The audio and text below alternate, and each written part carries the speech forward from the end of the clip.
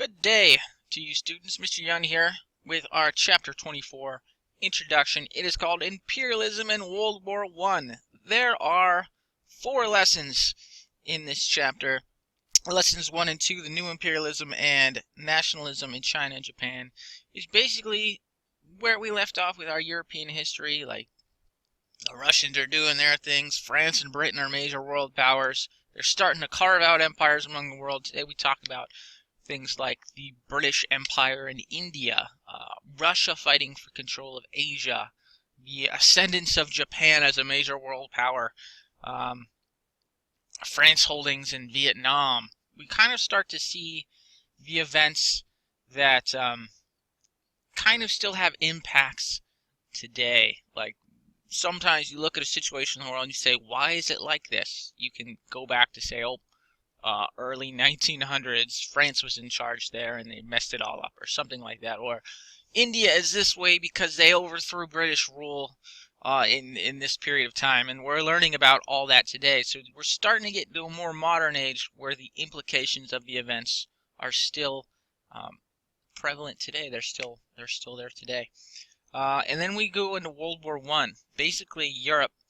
Everyone wanted more land and wanted more colonies, and then we ran out of land and lands to colonize.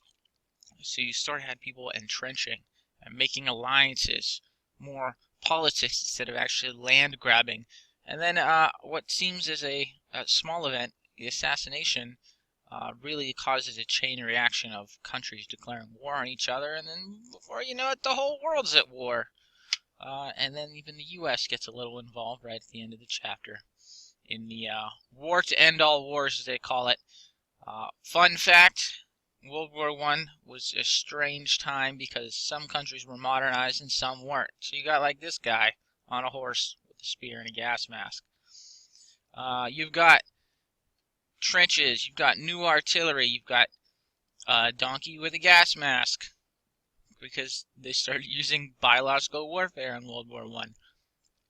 It was a pretty god-awful war. You do have tanks. Tanks make their debut in World War I, as do fighter planes.